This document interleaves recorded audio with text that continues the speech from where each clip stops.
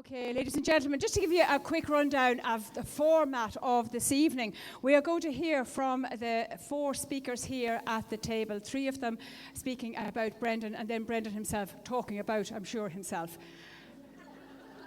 You missed it. And in between time, we're going to be entertained quite royally. So we will have the first speaker, and then we're going to have Gordon Blair and the Heaven Fiddlers. And then we'll have Jeane Freeman, and that'll be followed up by Gordon and Lucy Niche. That's an acoustic set. And then the third speaker, and then we're going to have a little short video session, and then we will hear from the candidate himself. So to introduce the top table, we have David Hayman.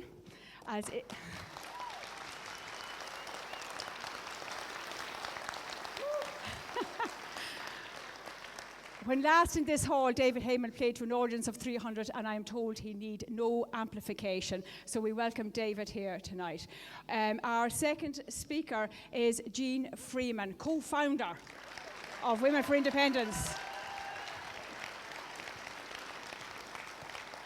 And our final speaker will be Mike Russell, MSP, and he is a well-kent face.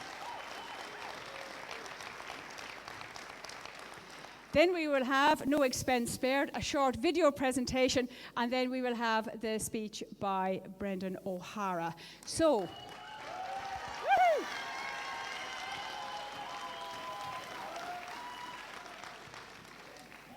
this is an adoption meeting for Brendan O'Hara, who is going to represent this constituency in Westminster in May. And woo!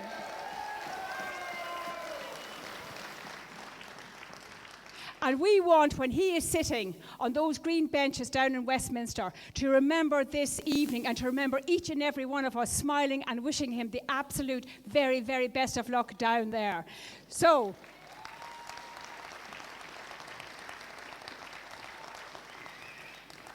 our first speaker is known as the tough guy of television. From his televised trial and retribution and his role of Mike Walker. Our first speaker, David Hayman, was at the Fringe last year in Edinburgh and caused quite a stir to the well-heeled lovies down in the West End when he came along and was the nationalist neighbour. Horror of horrors. And then not only was he the nationalist neighbour, but he had the audacity to stage a play that was in favour of independence. Darlings, it couldn't get much worse for the people in the West End. Can you give a great warm welcome to David Hayman?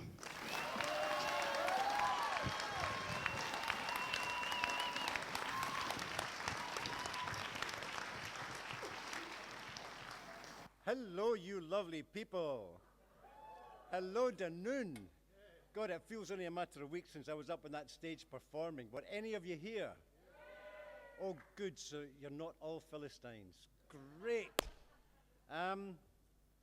Don't we live in extraordinary times? Don't we live in very, very exciting times? I mean, last year was one of the most extraordinary and powerful political experiences of my life, being involved in the campaign for an independent country. I've never witnessed or felt or sensed an unleashing of power like that ever in my life before. The fact that we engaged, the people of this country, engaged in politics 100%, for many of them for the first time in their lives, was quite mind-blowing. And it's just been said, you know, I started off a one-man show in Edinburgh for 3 weeks and then toured it around Scotland. I did about 48 dates from the Highlands and Islands to the Central Belt and even to Blantyre Miners Welfare Club, who were 100% yes! It is extraordinary. And then the day after the referendum, after putting our hearts and souls into it, we were heartbroken, totally and utterly heartbroken and disappointed beyond belief. And then within hours, our great leader decides to resign. Good Lord, the end of the world was nigh. But here we are, barely months afterwards, and we're riding the crest of a wave never ever seen before in the history of British politics. Now, if these polls are proved right, this is going to be the most radical and revolutionary change that these islands have seen for centuries. It is genuinely exciting. We do live in exciting times. And it is quite phenomenal that, you know, we lost the yes vote, but by God, we've won the argument, haven't we? We seriously have.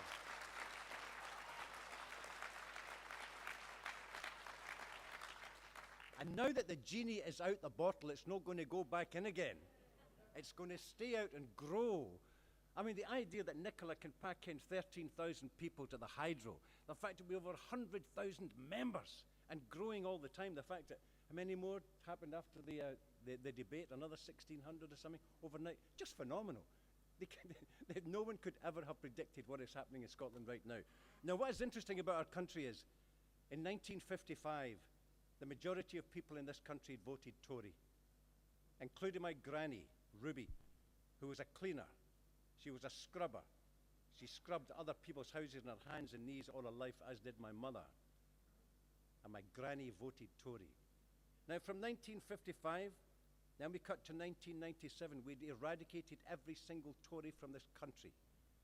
So when revolution happens in Scotland, it may happen slowly, but once it happens, it's absolute. And since 1997 to 2015, we've systematically begun to get rid of New Labour.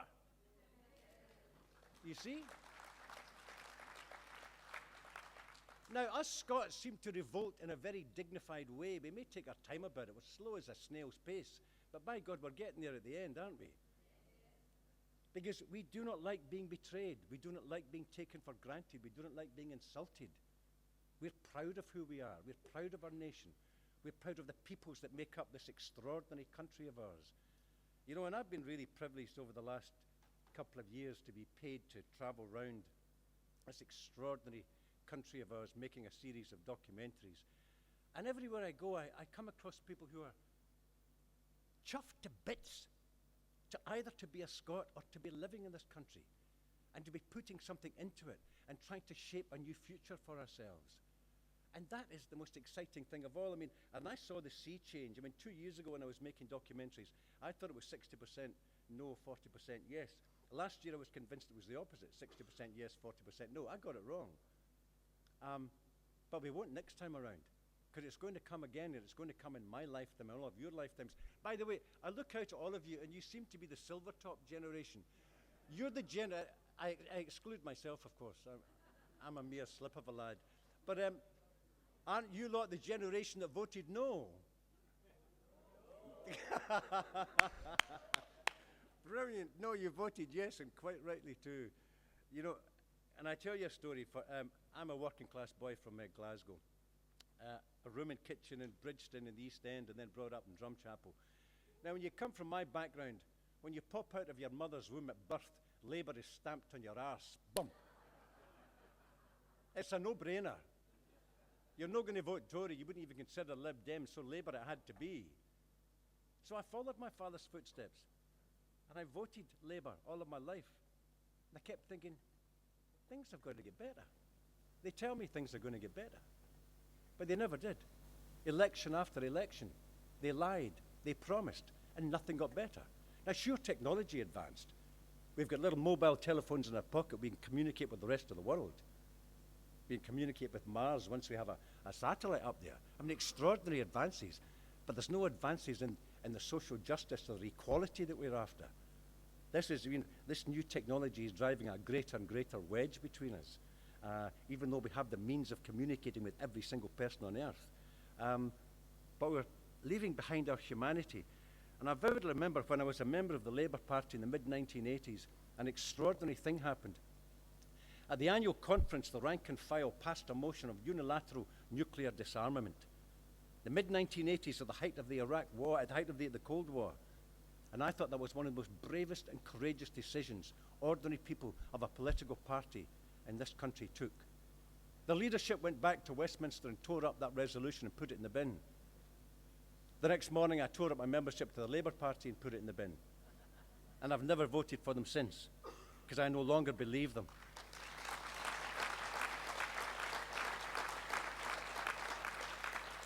And I really think that's why people have responded to the vision of the SNP and parties of like mind, like the Greens. I mean, I think the Greens are an extraordinary party, and Patrick Harvey's doing a wonderful job. We have alternatives. We have progressive alternatives in this country. And just think the potential of that great body of SNP and progressive MPs from other parties in the dark houses of Westminster. What a difference we will make, not only to Scotland, but to the rest of the United Kingdom. And I was so disappointed going back to that time in the mid-1880s, 1980s, when they tore up that resolution. I always had a vision that Scotland could be a beacon for the rest of the world, about how we can say to the world, we renounce weapons of mass destruction. We're a peaceful nation. We mean you no harm. Come and join us in creating a better world, a world of social justice and equality and peace. A country where we'll look after the health of our planet, because if we don't, we're going to lose the means to survival of human life on this planet within 40 years. It may not be us, but it'll be our children and our grandchildren. It's a massive responsibility that lies on the shoulders of the SNP candidates and others of like mind who will go to Westminster. Now, you lot have chosen Brendan O'Hara. How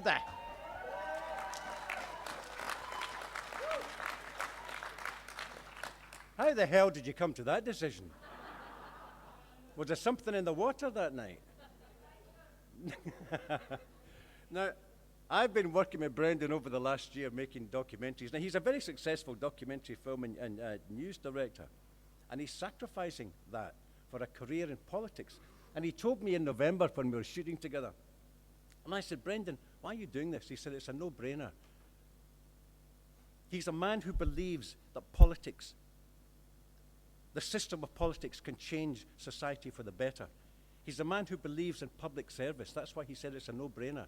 He said it's my duty to serve my people, my constituency. I want to be part.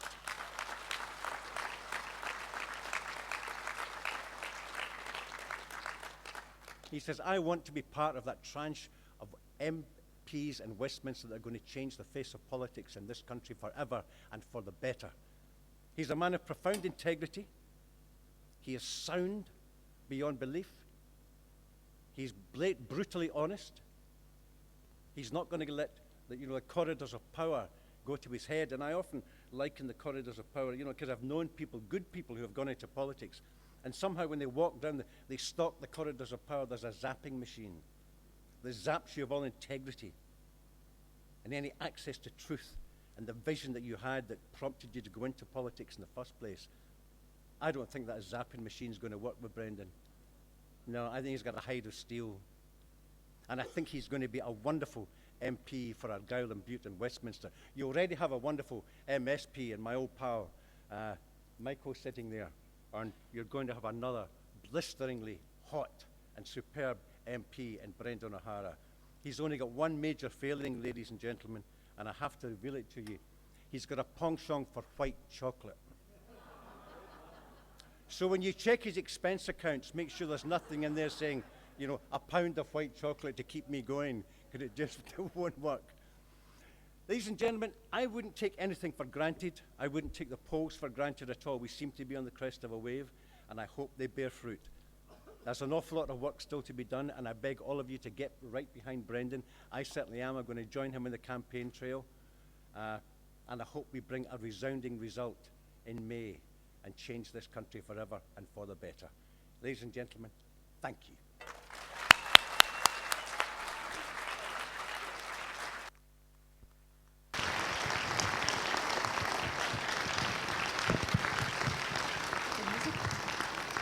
Thank you very much, and thank you very, very much, David Hayman. It has been said by David that if he could spend 9 months of the year doing his humanitarian work and 3 months doing the equivalent of King Lear, he'd be as happy as a pig in shit. So, nice one, David. Now we are going to be entertained by Gordon Blair and Haven Fiddles. Take it away, Gordon. Thank you.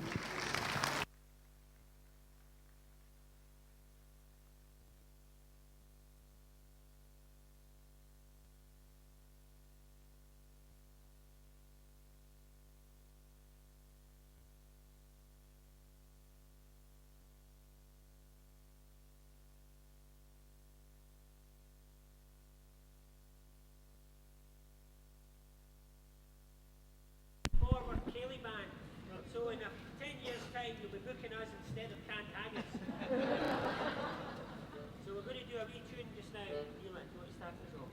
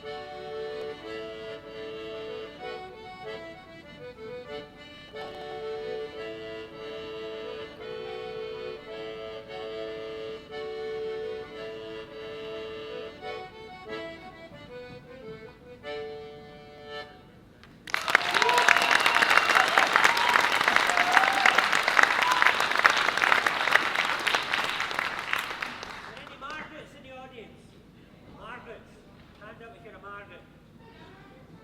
Right, this is called Drowsy Maggie, so this one's for you. For you.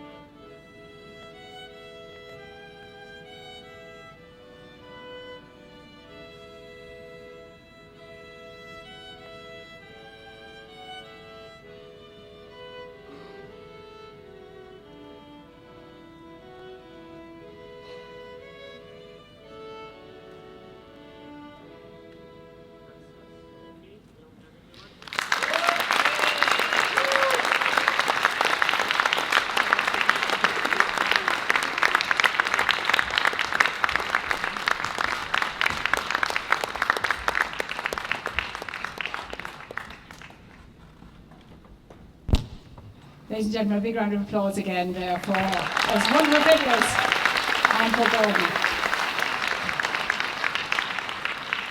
Our second speaker of the evening is Jeane Freeman, OBE. Jeane received the OBE as, and I have it here,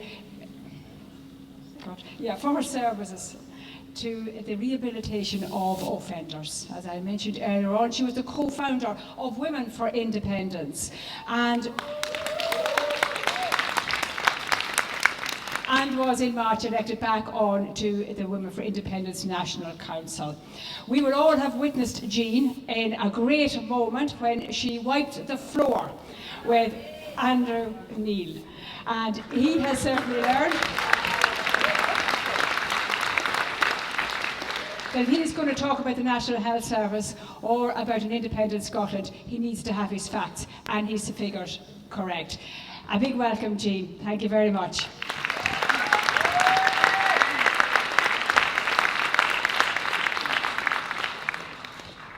Hello, and thank you very much. Thank you very much for the invitation to be here. It is a pleasure to be here tonight. I have to say that this part of Scotland is a wee bit special to me because from time to time me and my partner Susan live in Tinnabrook, and so we're fond of Argyll, I have to say. But it's also a bit of a special moment, isn't it? A special moment in our history as a country. You know, last night I was listening on the radio as I was waiting in the ferry coming across. I was listening on the Radio Scotland, and I can't remember the fellow's name, but he's the Westminster correspondent for BBC. And he was talking about last night's leaders' debate. And he said one of the interesting things about the debate last night was how the smaller parties came to the fore. And I thought, I'm not sure that over 100,000 counts as a small party, especially a party that, as I understand it, last time I looked, added on 2,000 just during the debate itself, that has more folk now in England demanding to know how they can vote for the SNP and Nicola Sturgeon.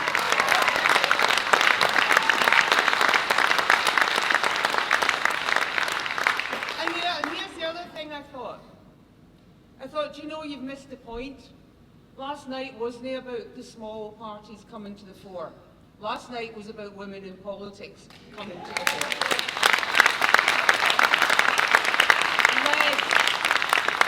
Led and indisputably by our own First Minister.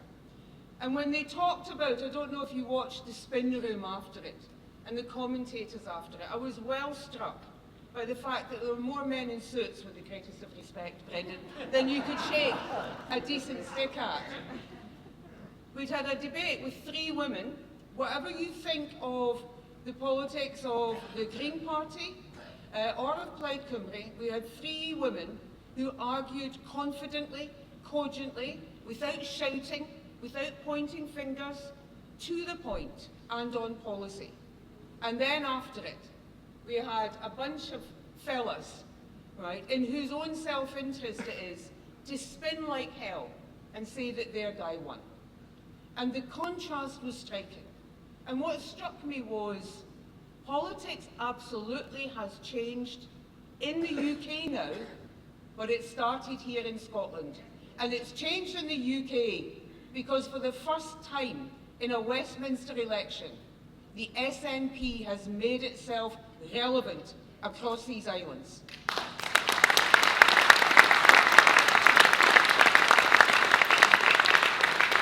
And how has that happened? How has that happened? There's 2 things, I think, have led us to that point. The first is, of course, the independence referendum. Not the fact that we had such a thing, but the manner in which that referendum took place. The rising of ordinary people, many, many women, young people and men, involved in politics, involved in political discussion for the first time. A huge and critically important change. Putting lie to the notion that people are not interested in politics. People are interested in politics. They don't need to carry a party card. They understand fine well that politics makes a difference to their lives every single day. But what the referendum campaign allowed to happen was for them to step forward and say, we could make a difference with our political involvement. There is hope, there are opportunities for change. And following that referendum campaign, although all our heads were down for just a wee while because we didn't win as we hoped we might win, along comes a party of progressive values that argues that even if at this point we cannot yet be an independent Scotland, what we can do is argue for progressive policies across these islands. That's how politics has changed, starting here in Scotland and moving across the islands of the United Kingdom. And the thing that struck me too was that after all the talk in the referendum about don't leave our family, we love you. Love you, love you, love you to bits. Please, please, please don't go. You have an important part to play. And then in recent months, we've had this, oh my God, there might be lots of SNP people. There might be lots of SNP MPs. How dare they? How dare they come down here and start trying to argue for their policies? And what struck me was this. You're part of our family. As long as you remember to be the grateful cousin only invited for Christmas dinner. And our answer to them is this.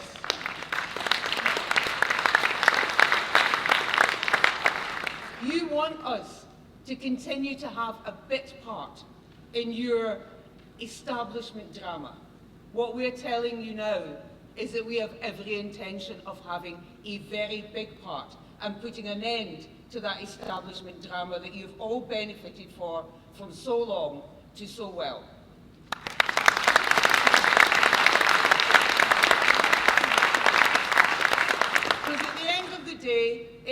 actually about power.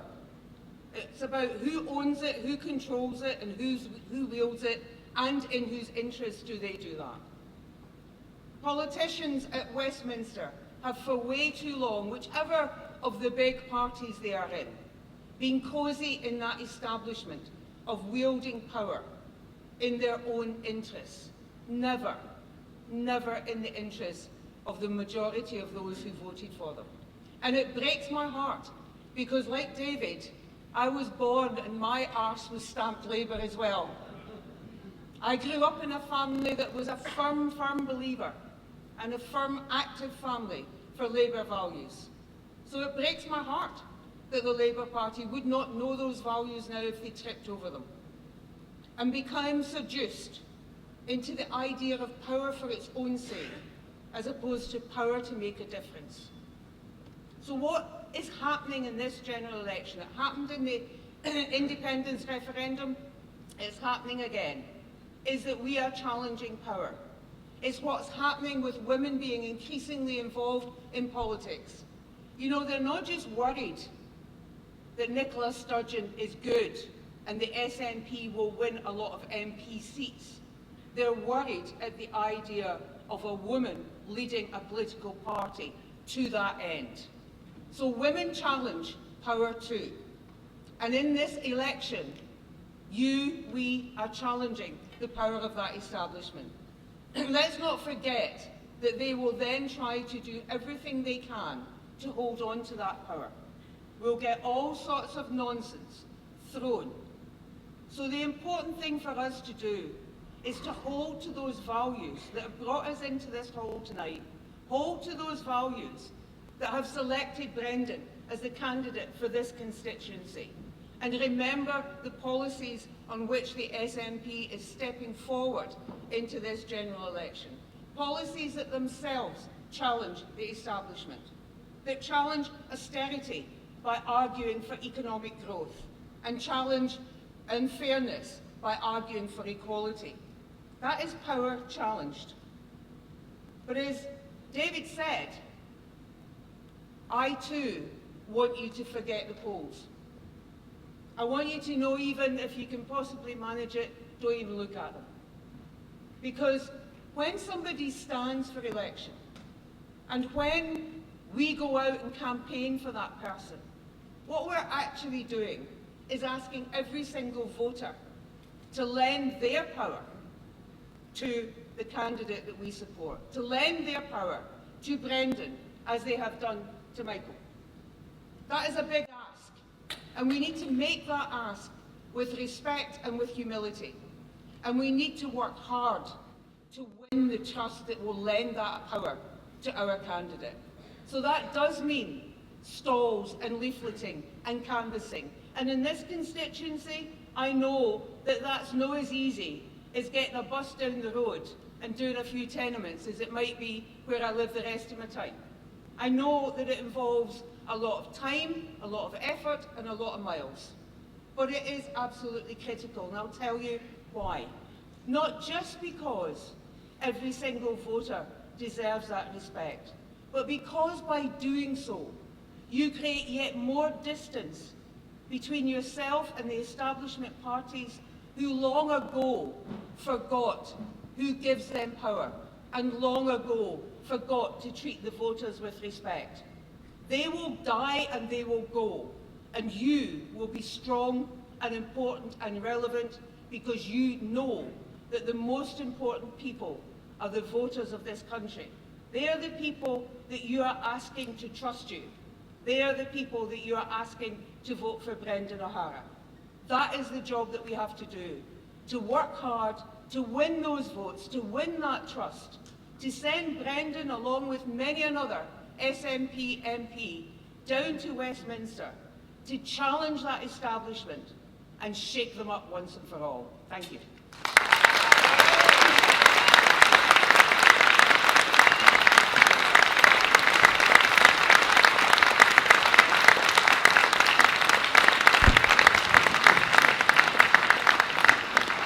Friends, having heard the leaders' debate, Last night I was very proud to be a woman, and I'm very proud to know lots of powerful, powerful women. And for sure we have one in our midst. Can I have another big round of applause here for Jeane Freeman?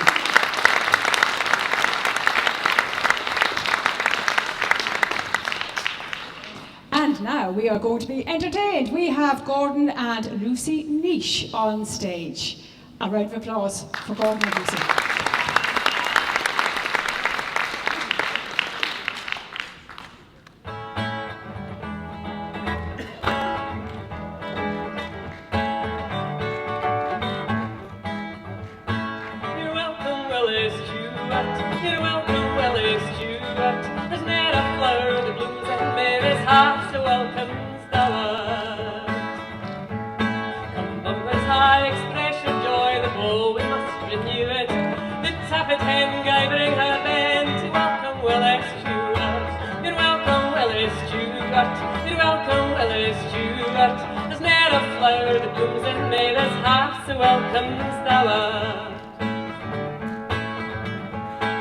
Foes be strong and friends be slack, their action must they rue it. May women on him turn her back, the ranks be Willie Stewart. You're welcome, Willie Stewart. You're welcome, Willie Stewart. There's ne'er a flower that blooms in May, there's half so welcomes thou art. A flower it fades, it grows, it falls, and nature cannot renew it. But worth and truth, eternal youth, will be to Willie Stewart. May she whose arms shall enfold thy charms possess a loyal and true heart. To her be given, to him the heaven she holds in Willie Stewart. You're welcome, Willie Stewart. Oh, you're welcome, Willie Stewart. There's ne'er a flower that blooms in May, there's half so welcome thou art. You're welcome, Willie Stewart. You're welcome, Willie Stewart. There's ne'er a flower that blooms in May, there's half so welcome thou art.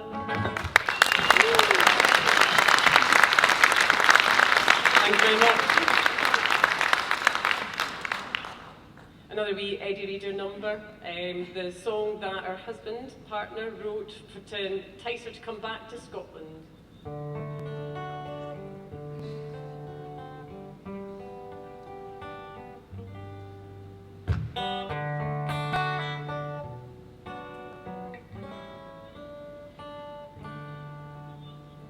Beauty is within grass, hear the islands call, the last mile is upon us, I'll carry you if you fall. I know the arm is heavy now, I know the heart is tired, it's beautiful all over the wild mountainside. Snow is falling all over out of clear blue sky. Crow is flying high over. You and I are gonna wander high up where the air is rare. Wild horses ride. It's beautiful just over the wild mountainside. Wild and free we roam, only a mile to go.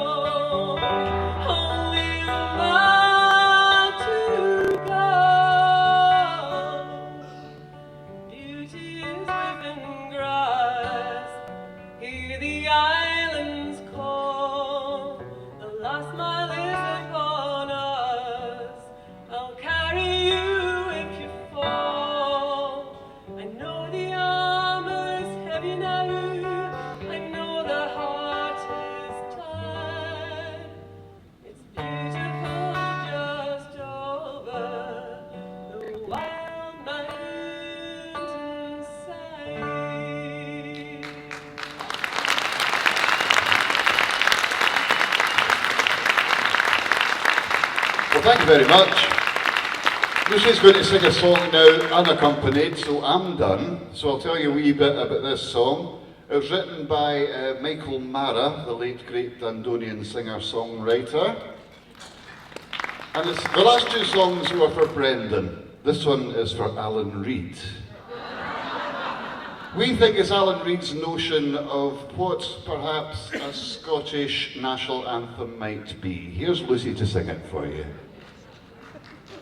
You know the chorus, please join in wholeheartedly. With my hand on my heart and my heart in my mouth, with arms that could reach out the sea. My feet might be big, but the insects are safe. They'll never get stewed on by me. Harmless, harmless, there's never nae bother for me. A day for some telt and a tidy my room, and then I come down for my tea. There's ane or twa lads why I could cry my chums, they're canny and meek as can be. There's Walway as pigeons and Tamway as mice, and Robert McClellan and me. Everybody. Harmless, harmless, there's never nae bother for me. I gang to the library and talk out a book, and then I come home for my tea. I save all the coupons, you get way the soup, and when I have saved 53, I send a 50, put 3 in the drawer, and something gets posted to me. Harmless, harmless, there's never nae bother for me. Naebody'd notice if I was na there, if I didna come home for my tea. Thank you.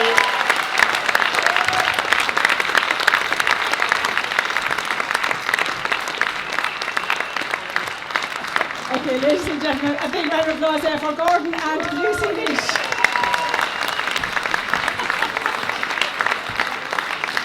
Fantastic. Well, our final speaker of this evening can certainly not be called harmless. Mr. Russell, former Cabinet Secretary for Education and Lifelong Learning. Under his watch, the SNP administration maintained its policy of free higher education tuition. And before he left office, he unveiled proposals for a new higher education bill. Today, he sits on the Justice Committee, Rural Affairs, Climate Change and Environmental Committee, and he is co-convener of the cross-party group at the Scottish Parliament on Malawi. Michael is a successful author. Now, when I spoke to him some time ago, I got the impression there might be a book in the offing. However, having seen him perform last weekend at the conference along with Alex Salmond, I think maybe a wee stint in stand-up beckons. It was hilarious. We in Argyll and Bute are hugely privileged to have an MSP whose vision and ambition for our constituency is matched by his energy and drive. Ladies and gentlemen, Mr. Michael Russell, MSP.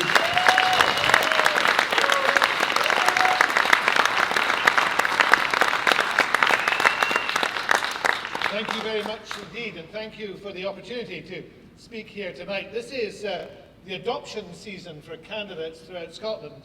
If it's Friday night, it has to be an adoption meeting. I think this is my 5th one. I think of them a bit like sort of the Burns season, but without the haggis.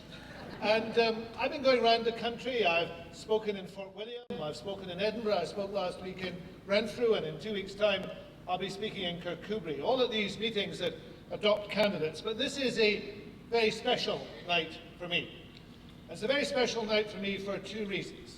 The first of which is it's on my home territory. It's in my own constituency.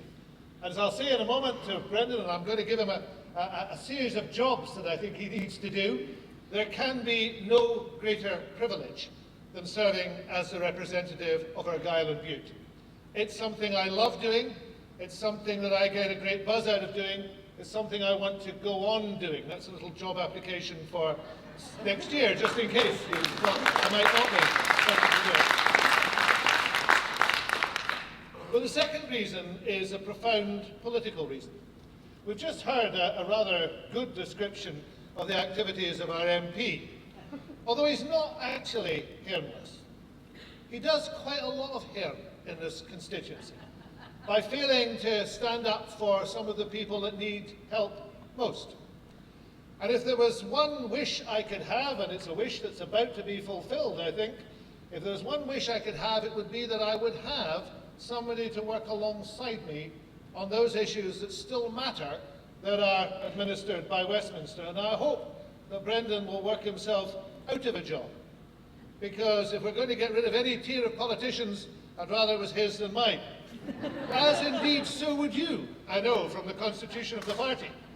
But whilst we're still there, we need people in Westminster who are doing the job, not just talking about doing the job. And it would make my job a lot easier if I had somebody to work alongside. So I was delighted when Brendan made it clear that he wanted to stand for the nomination. We had a good, exciting, interesting selection process in this constituency with 3 good candidates. We chose the candidate that's going to win this constituency, and I'm delighted about that.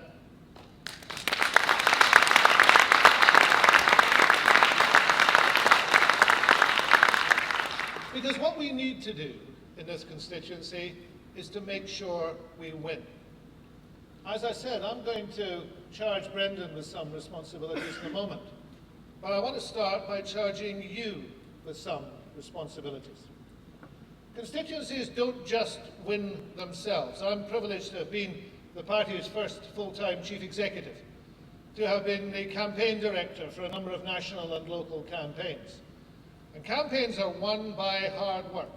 They're won by knocking doors, they're won by distributing material, they're won by arguing the case again and again, and making sure that that is done right up until the last moment. Some of you remember on polling day in 2011, we kept on knocking doors right up until the last moment. Indeed, in Dunbeg, we persuaded an old man in his slippers to go out and vote at 10 to 10, just in case he was the only one who would make the difference. There were another 8,542 in the majority, but he went out and he voted. So though an evening like this in every constituency and adoption meeting is a fabulous thing to be at, and we're all going to enjoy it, the reality is that we won't have anything to enjoy on the 8th of May unless we are out working for Brendan. I can see people here from almost every branch in the constituency. I can see former candidates. I can see councillors, some of whom are not SNP councillors here. I welcome Vivian Dance and Michael Breslin, who are here.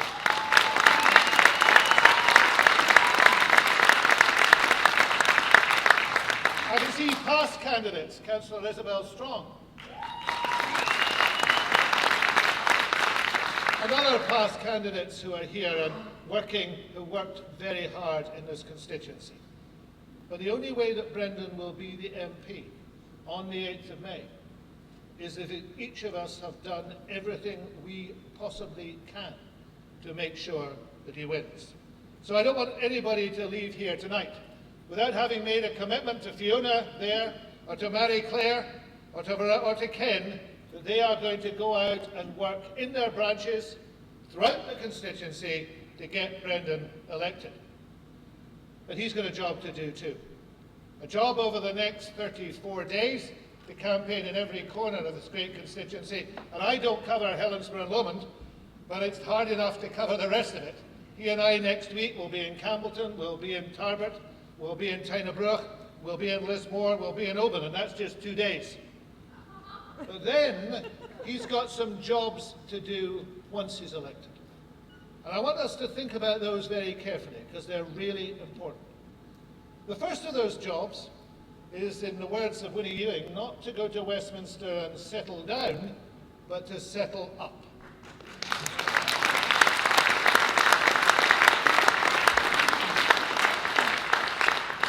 Mary Galbraith, the Labour candidate in this constituency, after the referendum, tweeted that the vow was just a newspaper headline. Well, it wasn't. It was a promise to the people of Scotland. It was a promise that was made by the three Westminster party leaders. It was a promise of, in the words of Gordon Brown, more powers than existed in any other such structure. So many powers, it was the nearest you could get to federalism. That was a promise. And the job of Brendan and the other SNP MPs is to go to Westminster and to make sure that promise is fulfilled. No ifs, no buts. We have to make sure that the vow is the very least of what we secure from Westminster. That's your first job, Brendan.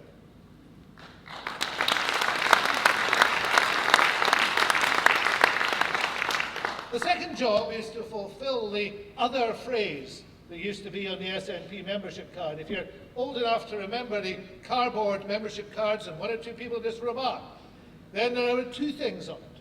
There was self-government for Scotland, but there was also another phrase, the furtherance of all Scottish interests.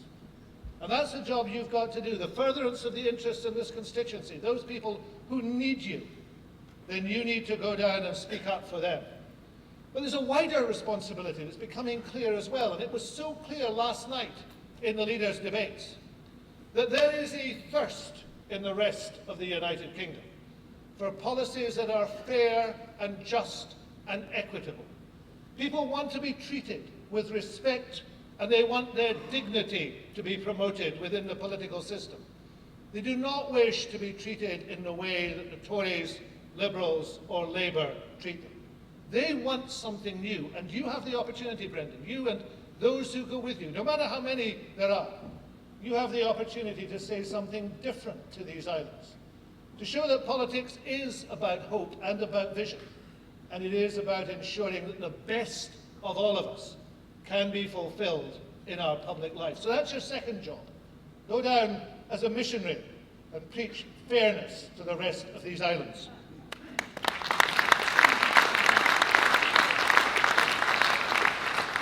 And here's the final charge to you. You have to make sure that we continue to progress towards independence. Electing you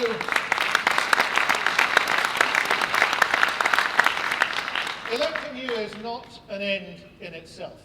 It is part of a progress that we have to make. If we don't win this constituency in 2015, then we'll have great difficulty in winning it in 2016. We'd have great difficulty in forming the Scottish Government that we need, the next Scottish Government, the SNP Government, in 2016. Because that government needs to move forward, to put in place the arrangements to allow the people of Scotland to make another constitutional choice. So 2015 isn't something we can lift or lay. It is something we need to do, to achieve, to get you elected, so that we can go on progressing in Scotland. And go on progressing in this constituency too. Because in 2017 we have the local government elections.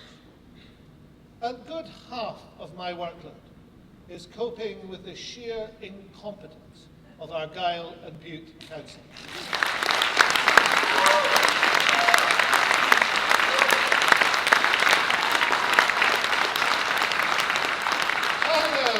The other day from the Chief Executive that told me that the council was an award-winning council, which was a fine employer. She has a good line in irony, Sally Loudon. The reality is that the people of Argyll and Bute need regime change in Kilmorey as much as they need anything else. And that's part of the progress you need to make too, because we need to demonstrate in this constituency that the strength and weight of opinion is for progressive change. It is for fairness. It is for justice. It is for equity. And we need that in the local authority as much as we need it anywhere else. So those are the three things you have to do. You have to make sure that the vow is honoured. You have to stand up for the people of Argyll and Bute, and stand up and show the people of these islands what honesty and integrity is. And you have to be part of the progress for change in Scotland that will deliver an independent Scotland and a better Argyll and Bute.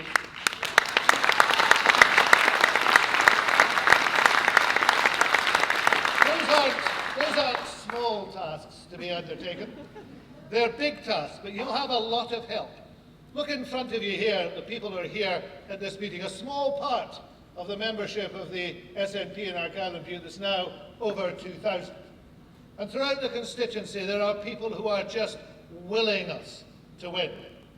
I'm looking forward to the next 34 days. I'm looking forward to making sure that you are our MP and you can deliver those things that you need to deliver. Most of all, I'm looking forward to having somebody to work with who isn't Alan Reid.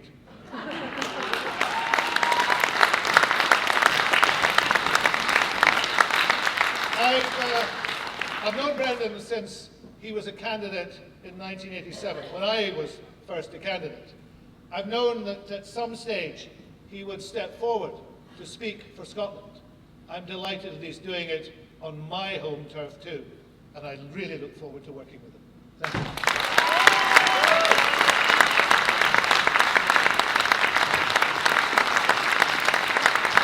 Thank you very much, Michael. Okay, we are now going to have a short video, and experience lets me know that this is not going to be as easy as it looks. So, Mr. Breslin, you pressed, was it F something, and we got, could I ask you? The high-tech stuff. And does somebody else use this? And I think we're going to take out the DVD. Who forgot? Is Bill here? Whose computer? Oh gosh. Okay. I think.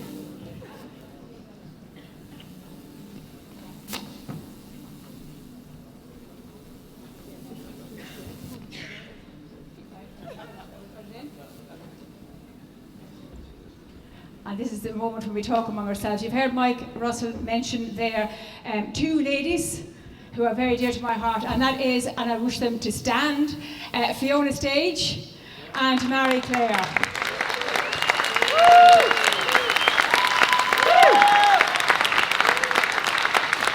And that poor man in his slippers was dragged out. It will be Fiona Stage that sent a car all the way to Dunbeg to get the very last vote. Here we go.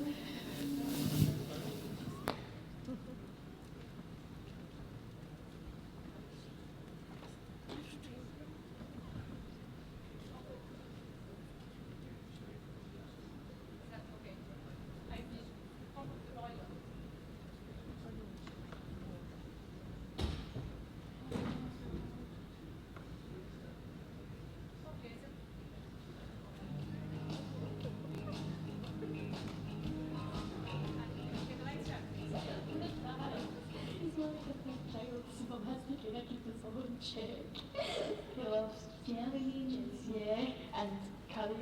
He does a really mean chicken fried rice thing. It has like tomatoes, prawns, all shebang. It's good. You look good on plates at meal times. He steals all your food. Oh, it's true. Yeah.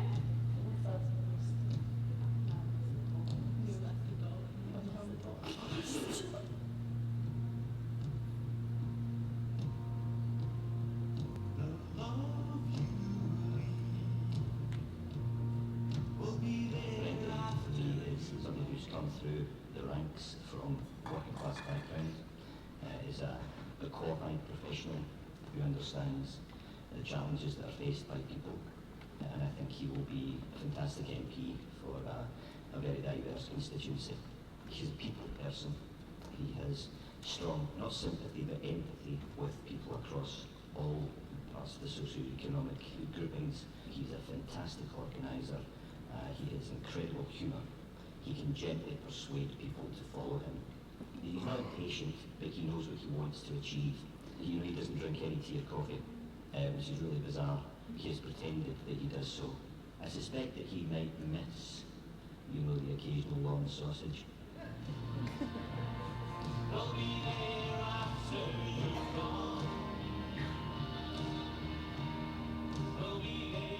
I would be immensely proud of the sheer volumes of people that are involved, particularly in Argyll. I think the numbers of the memberships about 500-600 people. I don't think you could have ever envisaged that day. So I just think he'd be delighted, really delighted. He always said that it was important to be a good constituent MP and represent people. And I don't think you'd like to think it's all about messing up the democracy in the UK. I think it's all about delivering for the Scottish people, and I think that would be his advice. As a family, we were always very clear that it was the people in Argyll who got my dad there, and people in the constituency who worked really hard to get him there. And I'd like to think that he delivered on a lot of things that he said he was going to do when he got there. I'd like to say to Brendan that I wish him all the very best in representing Argyll. It's a fantastic constituency with all its different issues. I hope the people of Argyll will get behind.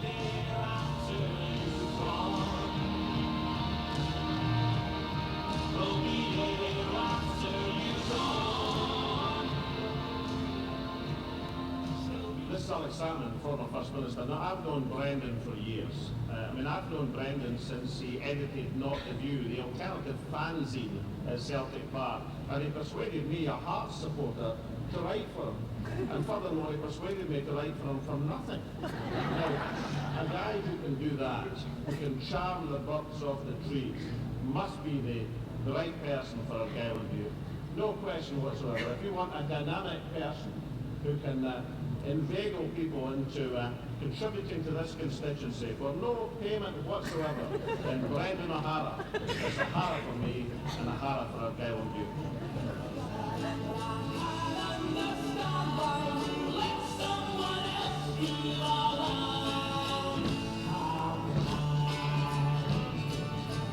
Hi, it's Nicola Sturgeon here, First Minister, saying to Brendan and to everybody in Dunoon, best of luck in the election. I've known Brendan for more years than we both care to remember. He'll be a fantastic MP, so get out there, work really hard and get him elected.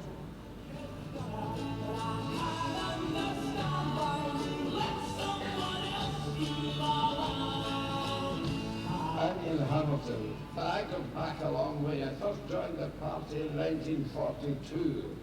Never forget our generation. We blew the flames from very unpromising material. We fanned that fire until it really came into a flame. And now there's a flame burning and lighting torches, which you people must carry into every corner of this constituency to see that Brendan O'Hara is elected. You are representing generations yet unborn. Get out there and canvass for Brendan O'Hara.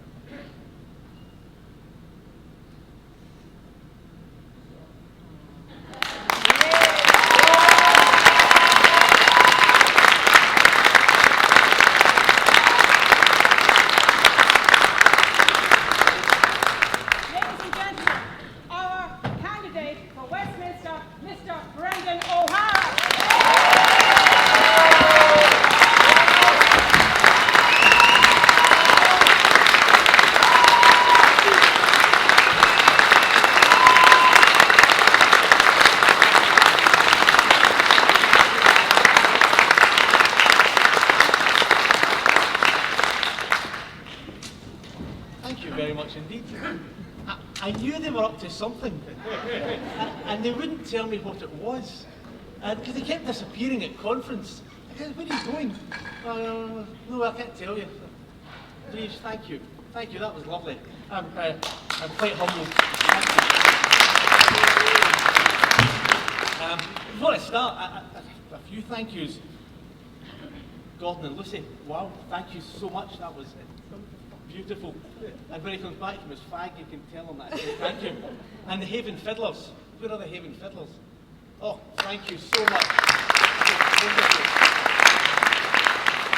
And thank you to Michael and to Jeane and to David and of course to Breege as well for coming along this evening. More than absolutely delighted. Thank you so much.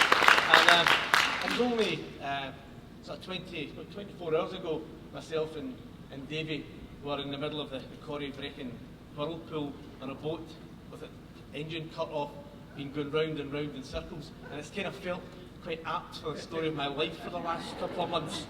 But no, I'm absolutely delighted to be here. I'm delighted to be in the Queen's Hall, because I think the last time I spoke in the Queen's Hall was in 1986, when SNP Conference came to town. And yes, we had SNP Conference in the Queen's Hall, and those were back in the days when they turned the telecameras on, the stewards used to rush around the bars and the stalls and physically drag people in to make it look busier. Changed days indeed.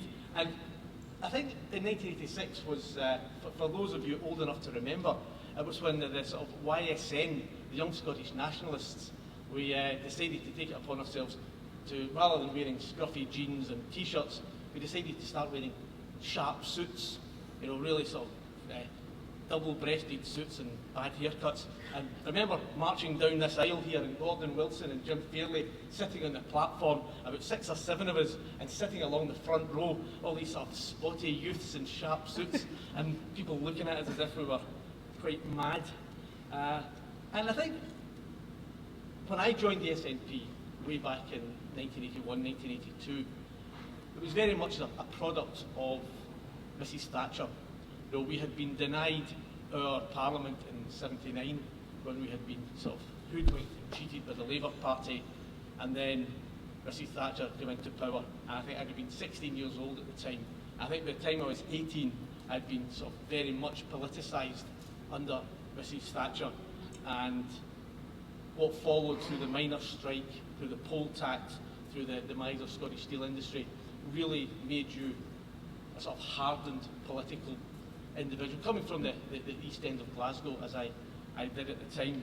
And so my upbringing and my entry into the party was very, very political.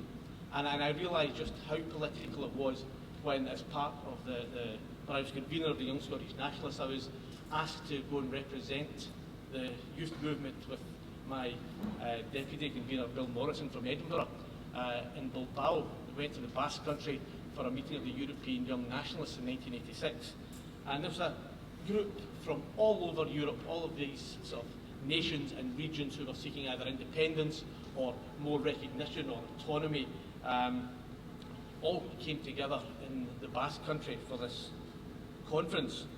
And I didn't realise how little culturally I was aware of Scotland until it came to the last night when everyone was asked to stand up and sing their national anthem.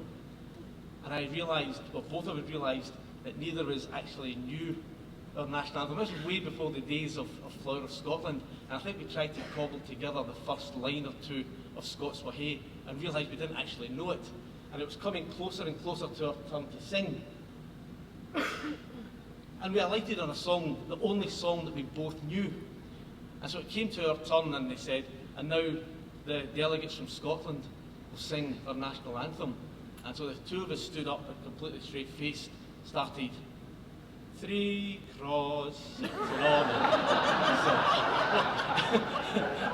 And it was the only song that we both knew. So to this day, there are people all over Europe who think that the ancient Scottish national anthem is actually 3 cross. And of course, the legendary fourth verse, when the fourth wee craw wasn't there at all. And of course, we decided to start to play along with this. Well, what's the meaning of the lost craw? Well, that's the loss of Scottish freedom. You know? And the craw will never return until Scotland's independent. So we just made this up. And that's when I realised we maybe were taking the politics of it maybe a bit too far. And it's time that we'd started to understand a bit more about the wider national movement just rather than the politics. Because they were incredibly political days. Growing up as a teenager, and there'll be some in their early 20s in the 1980s. And I was privileged in 1987 when the party chose me to represent Glasgow Springburn.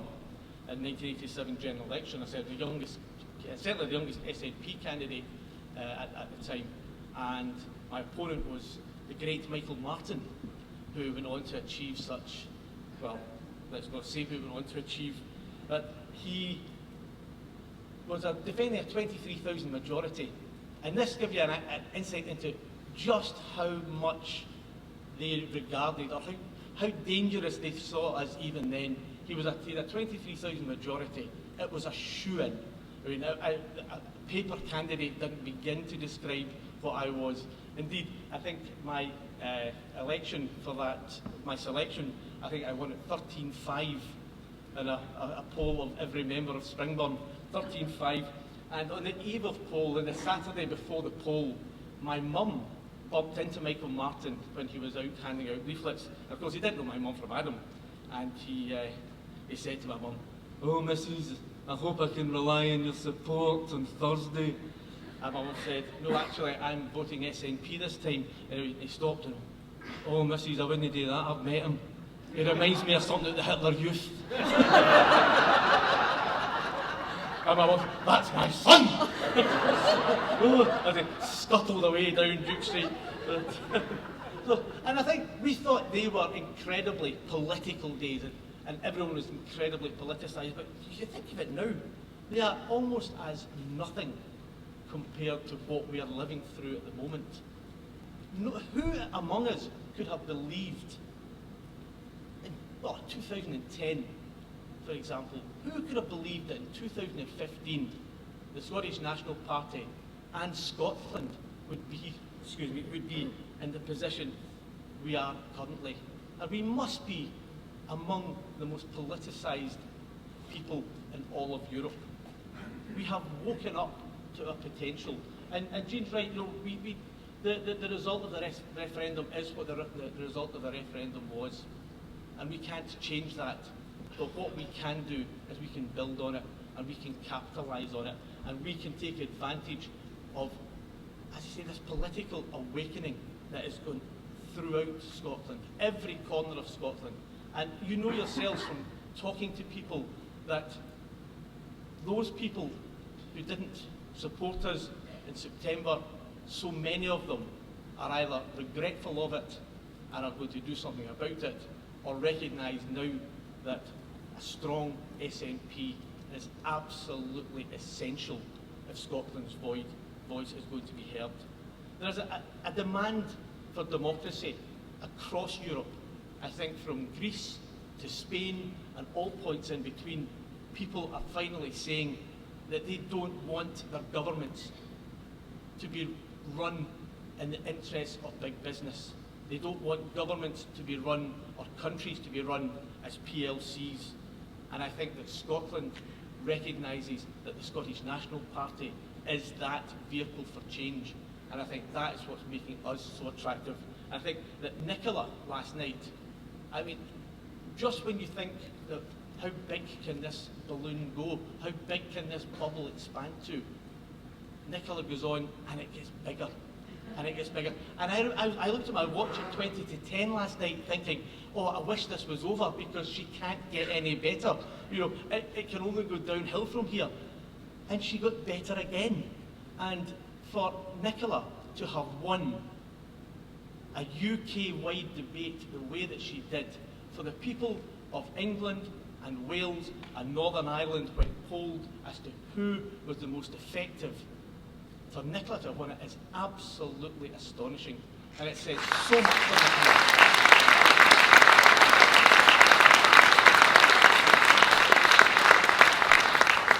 Because what Nicola did, I think she articulated not just what the Scottish people are feeling, but I think what huge sections of the United Kingdom feel as well.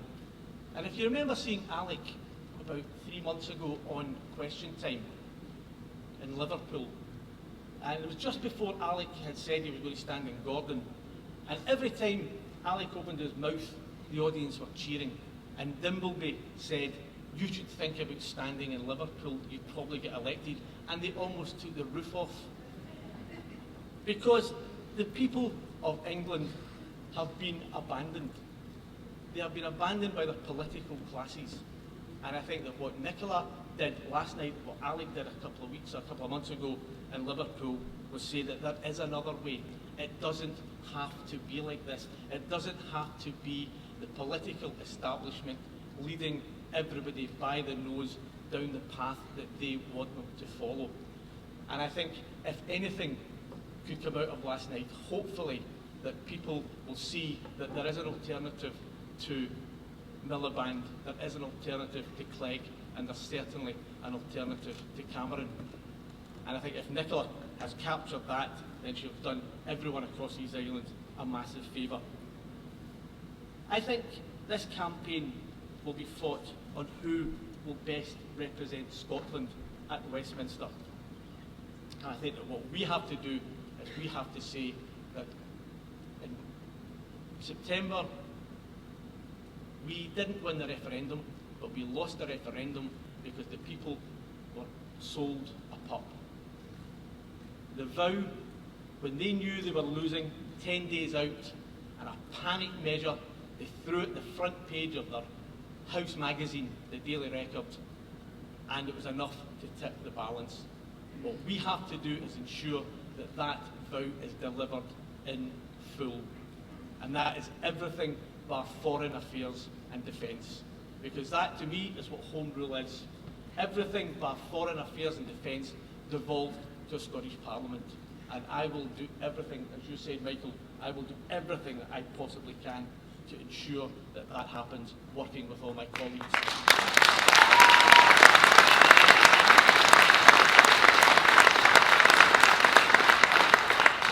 And I think also, as some of you who have spoken to me before will know, that my particular interest is in broadcasting. And if we can get Scottish broadcasting devolved to the Parliament, I will be an extremely happy man. And as you say, Michael, once I campaign myself out of a job and we get independence, I look forward to resuming my television career within the next 5 years and being answerable to a Scottish Parliament and having my bosses, more importantly, being answerable to a Scottish Parliament that are constantly looking south to find out what the editorial line should be on reporting Scotland tonight.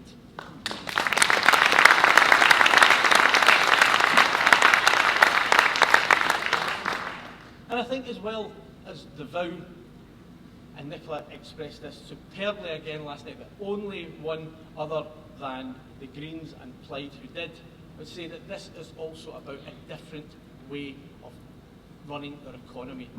Austerity doesn't work, and austerity hurts the people who can afford it least.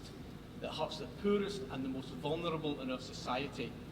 And it hurts them because there are people tonight, there are pensioners tonight in Argyll and Bute who will have to decide between heating and eating.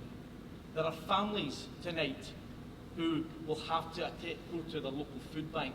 Working families will attend a food bank to tide them over the holiday weekend. I mean, what does that say about the society that we have become? Where pensioners have to decide between heating and eating? Where working families need food, parcels to get them over a holiday weekend? And at the same time, hedge fund managers and bankers are getting back to the pre-crash level of remuneration and bonuses. What does that say about the society that we have become? And for me, it's one of the most important issues that I will campaign on throughout the next 34 days, is that austerity hurts the poorest, and it hurts the most vulnerable, and it hurts the weakest in our society, and it has to stop. It has to be reversed.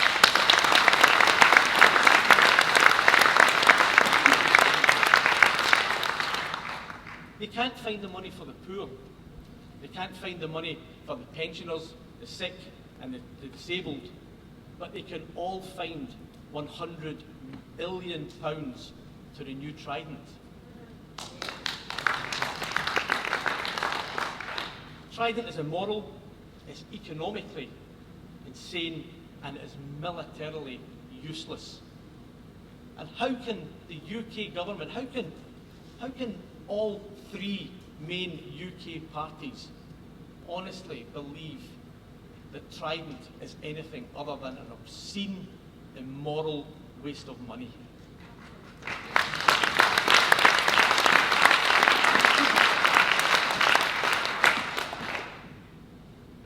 I've heard a lot about our opponents. I've met them and they seem perfectly nice people, misguided perhaps, but perfectly nice.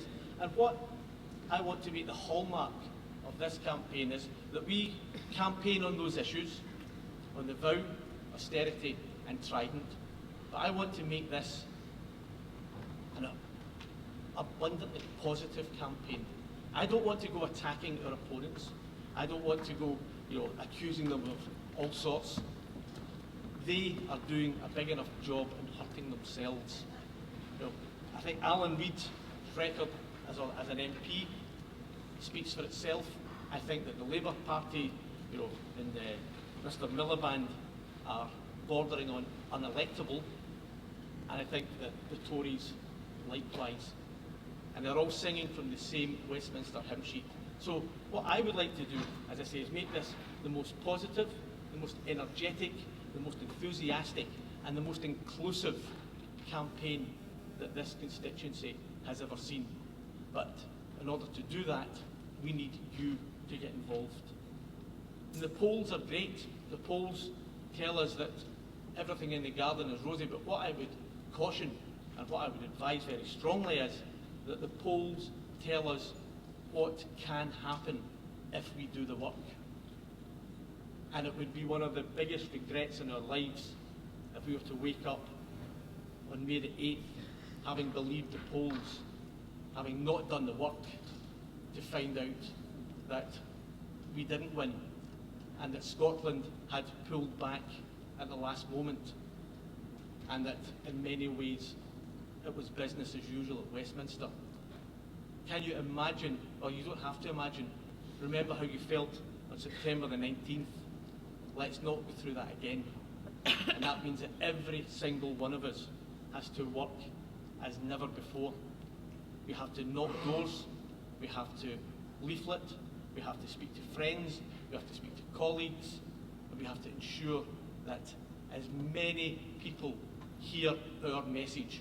Because let's be frank, in the weeks that's going to run up to May the 7th, we are not going to get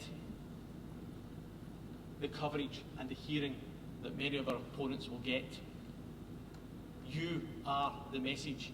You have to take that message out, because if you don't, nobody else will. We cannot rely on newspapers, we cannot rely on radio, we cannot rely on television. That's all they have.